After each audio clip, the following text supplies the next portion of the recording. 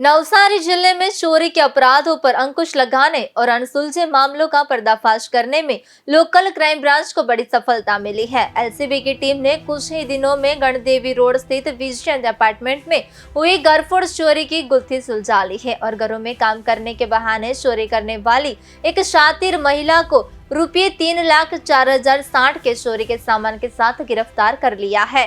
Navsari town police station में दर्ज एक अनसुलझे मामले की जांच के दौरान एलसीबी के वरिष्ठ पीआई के मार्गदर्शन में पीएसआई और तकनीकी टीम ने जांच शुरू की। घटनास्थल का निरीक्षण, सीसीटीवी फुटेज की जांच और तकनीकी निगरानी के दौरान टीम को पक्की सूचना मिली कि चोरी करने वाली महिला फिलहाल नवसारी के पुराने डिपो क्षेत्र के आसपास घूम रही है। सूचना के आधार पर पुलिस ने निगरानी रखकर महिला को चोरी के सामान सहित पकड़ लिया।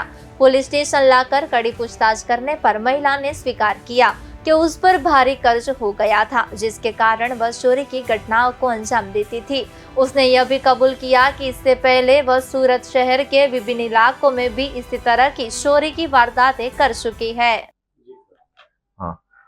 नवसारी टाउन पोलीस स्टेशन में गुना रजिस्ट्रेशन नंबर 830/2026 नोंध क्रमांके एक चोरीनो गुनो दाखल करवामां आवेल।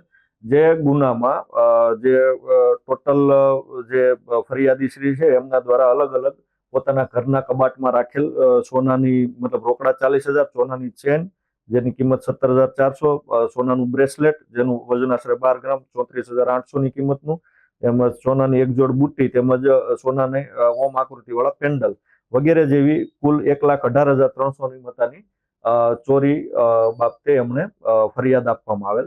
તો આ ગુનાના કામે નવસારી ટાઉન પોલીસ સ્ટેશન તેમજ નવસારી એલસીબીની ટીમ દ્વારા ગુનાના ડિટેક્શન કરવા માટે તજવીજ હાથ ધરવામાં આવેલ, જે બાબતે એલસીબી દ્વારા આ ગુનો હાલ ડિટેક્ટ કરવામાં આવેલ છે।